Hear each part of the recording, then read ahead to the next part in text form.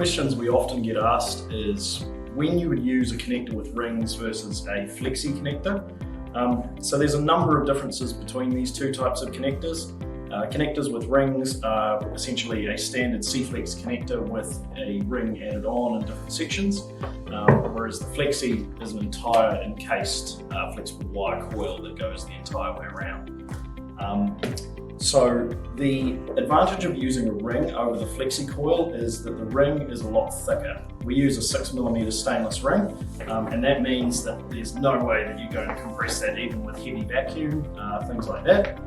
We also use them for increasing the pressure resistance of a connector. So having a ring in essentially allows an extra point of resistance. So the distance between the fixed points of the connector shrinks, which means that you can have a lot higher pressure running through them. We add rings to our AS O2OE 040 materials.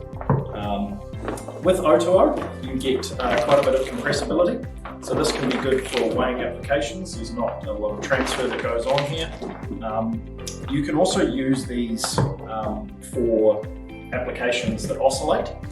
So if there's lateral movement and things like that moves around quite a lot, you would use a connector with rings rather than a Flexi because the thicker wall section of, say, an O4OE will last a lot longer in those applications than a Flexi would. One of the disadvantages of using rings compared to Flexi is the compressibility. You still get some, but when you compress them, you don't get a completely open aperture and you don't get as much compression as you do out of the Flexi. So with the Flexi, you can compress right the way down. Product aperture is still 100% open, so the product flows smoothly. Thanks everyone for watching. If you have any further technical questions about the BFM product range, feel free to leave them in the comments below.